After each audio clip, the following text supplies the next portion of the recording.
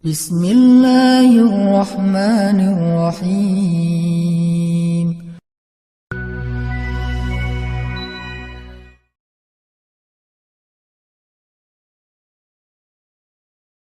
Allah Subhanahu wa Ta'ala berfirman di ayat ke-6 dan ke-7 surat Al-Fatihah, Ihdinas siratal mustaqim.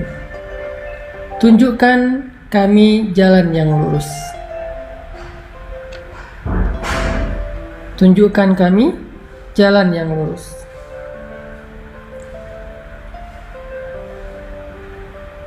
Saya menyampaikan di pertemuan sebelumnya bahwa surat Al-Fatihah itu adalah Ummul Quran, ibunya Al-Quran 30 juz.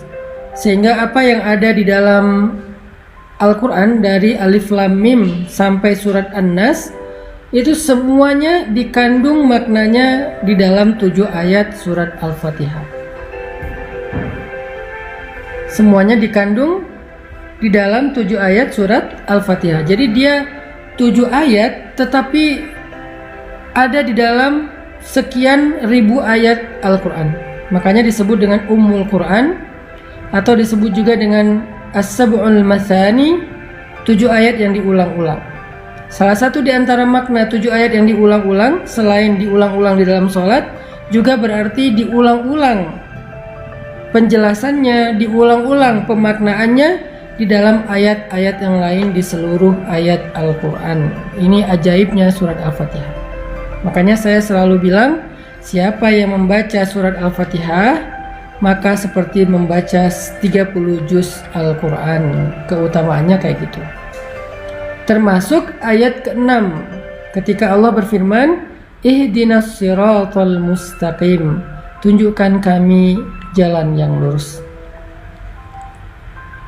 Jadi di sini teman-teman kita berdoa agar Allah tunjukkan kita jalan yang lurus. Kita minta, ya Allah, beri kami petunjuk.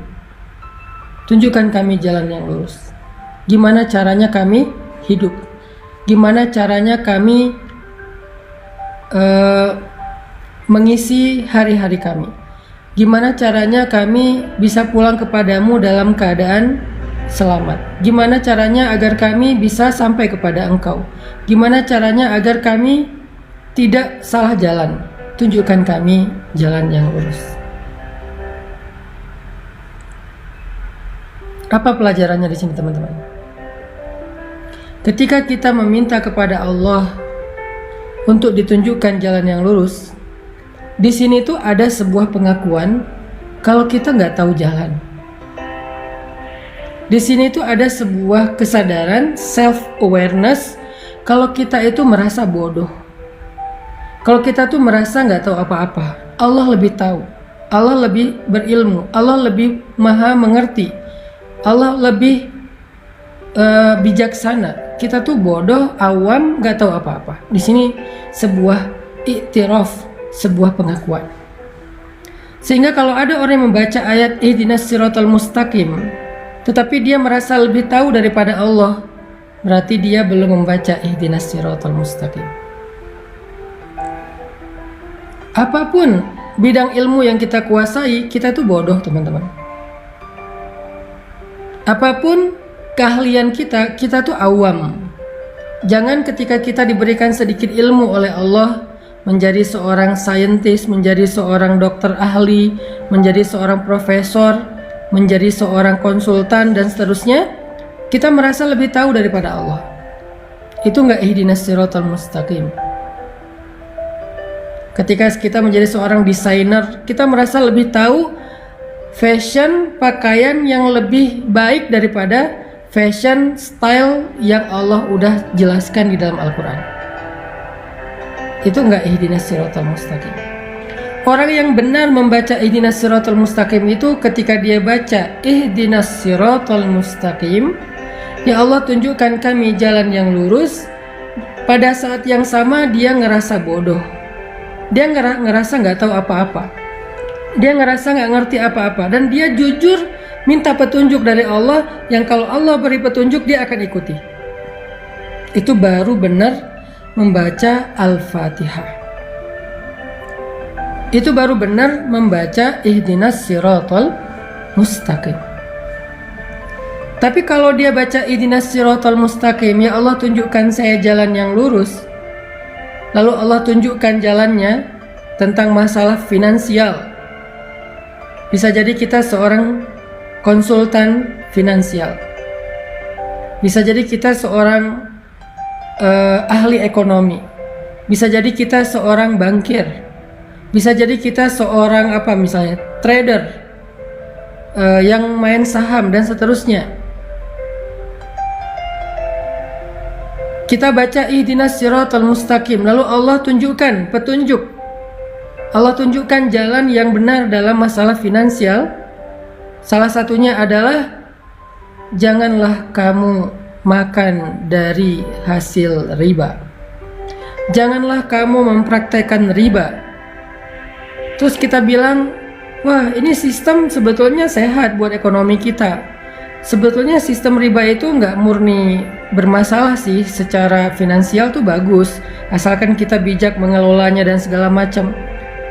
Berarti kita belum membaca ihdinas siratal mustaqim. Berarti kita belum benar-benar menyadari kalau kita tuh bodoh, Allah lebih tahu. Rabbi ana jahilun wa anta alimun. Ya Rabbi, saya itu bodoh dan Engkau maha tahu.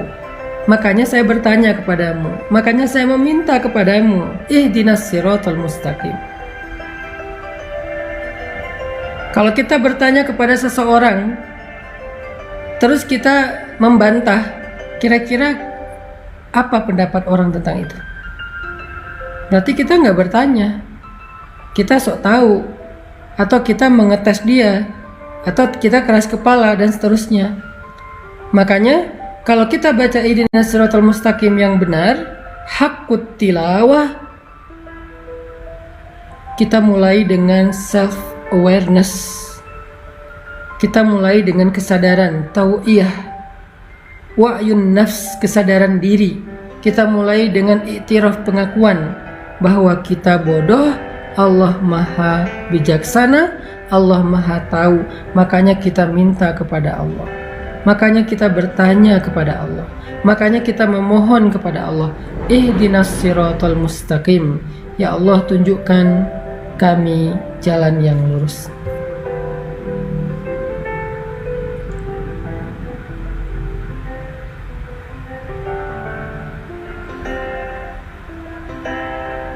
Itu poin pertama dari ihdinas siratal mustaqim. Begitu juga nanti kasus-kasus yang lain dalam kehidupan kita, tentang parenting, tentang fatherhood, tentang super mom, tentang ibu, tentang ayah, tentang orang tua kepada anak harusnya kayak gimana. Allah udah ngasih kita beberapa guidance cara mendidik anak yang paling baik. Terus kita sebagai konsultan parenting, konsultan pendidikan anak, nggak mau percaya dengan pendidikan, dengan konsep pendidikan atau petunjuk pendidikan yang ada di Al-Quran, bahwa mengajarkan Al-Quran dari kecil, mengajarkan sholat dari kecil dan seterusnya. Kita nggak percaya, kita lebih percaya dengan kurikulum buatan kita sendiri, atau buatan manusia, atau buatan para ahli katanya. Berarti kita belum benar-benar punya self awareness saat membaca ihdinas siratal mustaqim. Apapun tentang kehidupan kita, Allah lebih mengerti daripada kita. Para psikiater, para psikolog, ketika mendapatkan seorang pasien, seorang klien yang punya penyakit mental illness, sakit mentalnya, lalu Allah Subhanahu wa Ta'ala memberikan solusi di dalam Al-Quran, yaitu dengan memperbanyak sholat, sedekah, dan zikir. Di dalam surat Al-Ma'arij, manusia itu halu'a, jazu'a, manu'a, labil intinya, illal musallin, kecuali orang yang sholat dan dawam dengan sholatnya. Artinya memperbanyak sholat sunnah, ada terapi ibadah. Dia nggak mau menyarankan terapi spiritual karena dia nggak percaya dengan spiritual healing. Dia lebih percaya dengan psikologinya, dan psikologinya berasal dari Sigmund Freud, bukan berasal dari Al-Quran. bahkan kadang-kadang bertabrakan teorinya, berarti dia belum membaca ihdinas siratal mustaqim. Dia merasa lebih tahu daripada Allah. Padahal Allah bilang, wallahu ya'lamu wa antum la ta'lamun. Allah lebih tahu dan kalian tidak tahu. Huwa a'lamu bikum idh ansha'akum minal ard wa idh antum ajinnatun fi butuni ummahatikum. Dia lebih tahu daripada kalian sejak kalian diciptakan dari tanah atau kalian masih janin di dalam perut ibu-ibu kalian. La tuzakku anfusakum. Jangan merasa sok tahu, merasa udah paling pintar, kata Allah.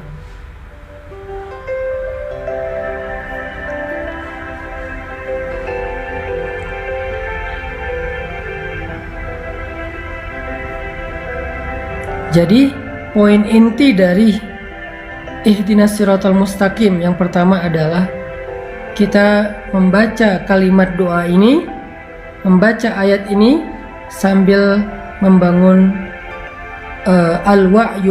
wa'yun nafs, membangun self awareness, kesadaran dalam diri kita. Kesadaran tentang apa? Nahnu juhala wallahu alimun. Kita ini jahil, kita ini bodoh, dan Allah itu maha tahu. Kita baca ayat ini, baca doa ini dengan sebuah iktiraf, dengan sebuah pengakuan, dengan sebuah keyakinan bahwa kita itu butuh Allah untuk menunjukkan jalan hidup kita. Sehingga nggak boleh kita merasa lebih tahu dari Allah. Baik masalah pribadi kita dalam hidup maupun masalah keluarga atau masalah sosial, masalah bangsa, masalah politik, masalah ekonomi, masalah dagang, masalah sains, apapun dari yang paling kecil sampai yang paling besar, kita merasa diri kita bodoh dan Allah itu yang maha tahu. Kita merasa diri kita itu awam dan Allah maha bijaksana, sehingga kita meminta dengan sungguh-sungguh dan tulus, ihdinas siratal mustaqim. Ya Allah, tunjukkan saya jalan yang lurus, tunjukkan saya jalan untuk mendapatkan jodoh yang Engkau ridhoi. Kata Allah, la taqrabuz zina, jangan pacaran. Kok la taqrabuz zina terjemahannya jangan pacaran? Ya, karena pacaran itu adalah langkah-langkah mendekati perzinaan. Mungkin nggak nikah menjadi perzinaan? Nggak mungkin, karena nikah itu justru menutup pintu zina. Nikah menutup pintu zina, karena orang yang melakukan hubungan suami istri setelah menikah nggak disebut berzina, disebut malah di sisi Allah.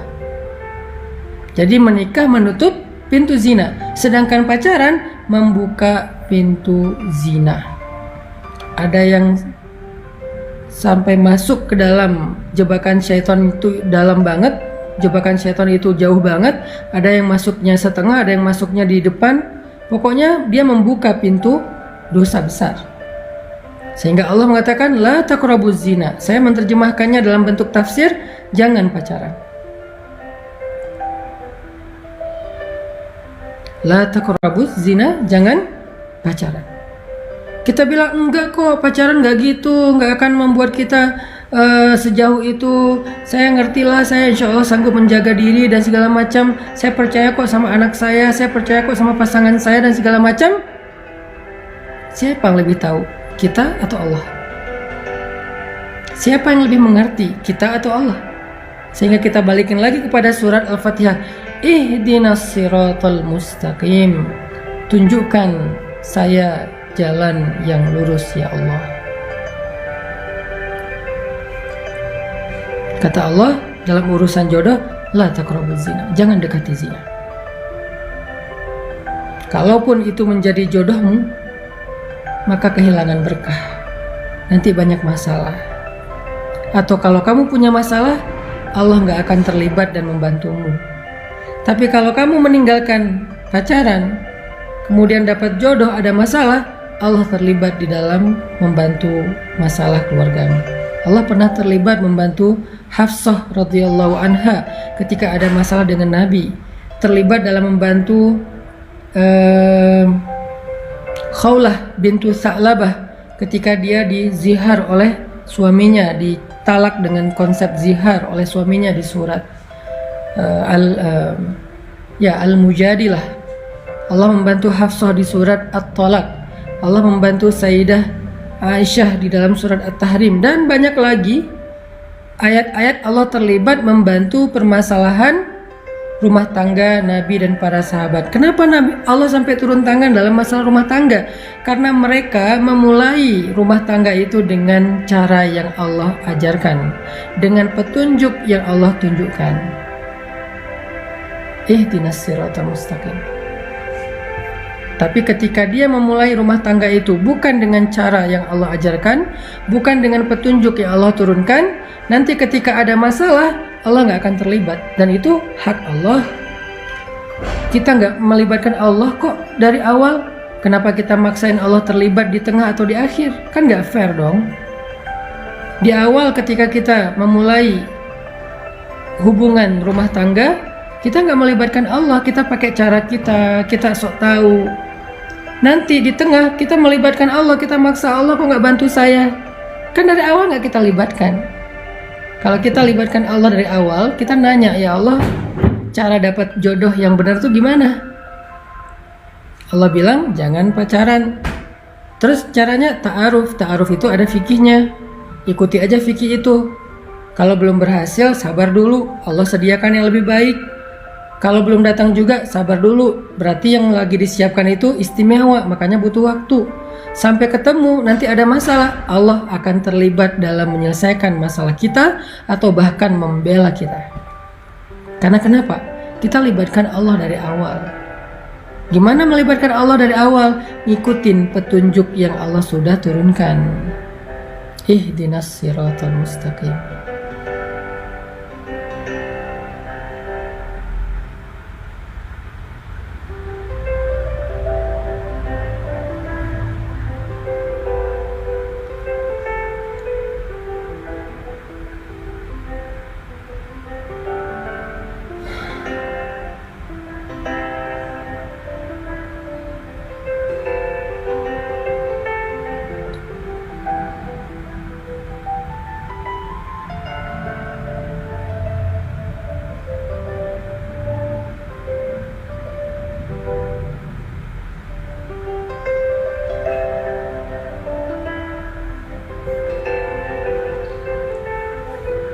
Itu poin pertama teman-teman, tentang ihdinas siratal mustaqim, adalah i'tiraf dan wa'yun nafs. Ada pengakuan dan ada kesadaran diri. Jadi kita tuh harus tahu diri ketika baca ihdinas siratal mustaqim. Sampai di sini jelas ya, insyaallah. Jangan sampai kita berdoa meminta sesuatu yang kita merasa udah lebih tahu. Aneh kan? Kita minta kepada seseorang, kita bertanya kepada seseorang sesuatu yang kita ngerasa udah lebih tahu. Ya aneh. Kalau kita bertanya kepada seseorang, kita harus yakin bahwa kita emang nggak tahu, dan kita yakin orang itu lebih tahu dari kita, makanya kita nanya. Kalau nggak disebut basa-basi atau ngetes. Gak mungkin kita baca ihdinas siratal mustaqim untuk ngetes Allah. Jangan sampai juga kita baca ihdinas siratal mustaqim sekedar basa-basi doang. Kalau kita basa-basi, Allah juga basa-basi. Kita minta petunjuk Allah, basa-basi, Allah kan tahu isi hati kita, bahwa kita merasa lebih tahu dari Allah dan gak percaya dengan omongan Allah. Nanti Allah juga akan basa-basi loh sama kita. Basa-basi bantuin kita, basa-basi ngeijabah doa kita, basa-basi memperlakukan kita. Nauzubillah. Jangan basa-basi sama Allah. Jujur aja, karena Allah lebih tahu isi hati kita.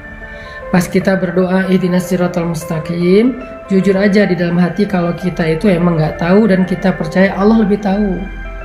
Dan kita percaya nggak ada yang lebih tahu daripada Allah. Sehingga apapun yang Allah akan tunjukkan kepada kita semua benar, nggak ada yang salah. Karena kita yakin Allah lebih tahu, dan berarti benar. Apa yang Allah akan ngomong kepada kita benar. Ya Allah, tunjukkan saya cara mencari rezeki yang halal. Allah bilang gini. Ya Allah, tunjukkan saya cara berpakaian yang terhormat. Allah bilang gini, tutuplah auratmu, julurkanlah jilbabmu, tundukkanlah pandanganmu, dan seterusnya. Itu benar. Ya Allah, tunjukkan saya cara misalnya mendidik anak yang benar. Allah bilang begini, ajarkan dia sholat, jaga dia dari api neraka. Itu yang paling benar. Jadi ketika kita minta petunjuk Allah itu bukan cuman ihdinas siratal mustaqim tanpa alasan, tanpa makna yang jelas, harus jelas.